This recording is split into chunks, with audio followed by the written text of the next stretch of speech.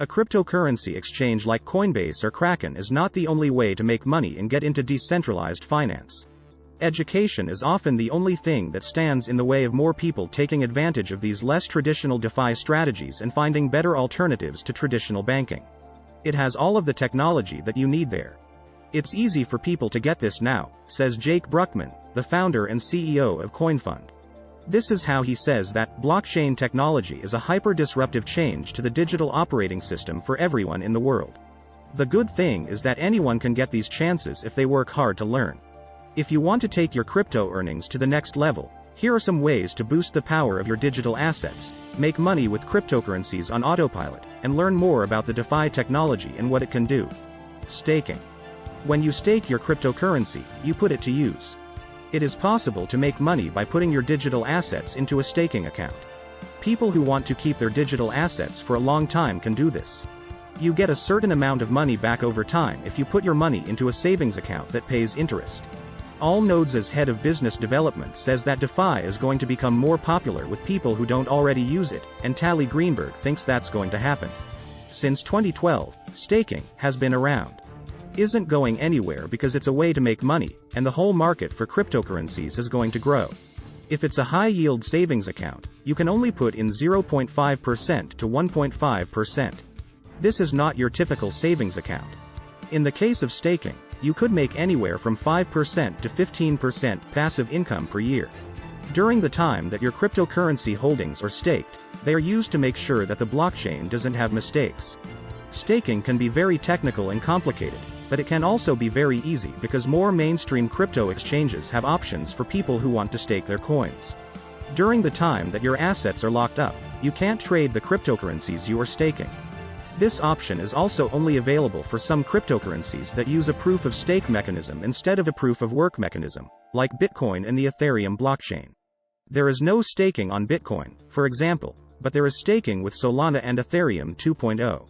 2. Lending. Like staking, investors who have many different types of cryptocurrency can lend them to people who want them for a fee. They can give them tokens, cash, or stablecoins in exchange for the money. Getting a loan from a bank is very different from getting a loan from a crypto lending platform. Crypto lending is usually done by people lending to each other. As you can see, this option has more risks, because it's always possible that a borrower won't pay back his or her loan. 3. NFTs. NFTs, or non-fungible tokens, can be digital art, a video, music, or a piece of interactive digital work. They can't be bought or sold like coins. It's not like there are many of them. Most of them are on the Ethereum blockchain. As a person, you can either collect or make NFTs. Putting digital work on the blockchain can open the door to a global audience of people who could buy it, and the creators could get money when their work is sold. They can buy digital art or other NFTs at a low price, and, if the work grows in value over time, they could make money from it. Art is not something that most people spend money on, says Bruckman. That's changed a lot with NFTs. There are more up-and-coming artists who are putting their work out there, and the price for art is cheaper. OpenSea, Axie Marketplace, and Rarible are some of the places where you can buy NFTs. NFTs can be counterfeited, scammed, and misled by people who buy them online.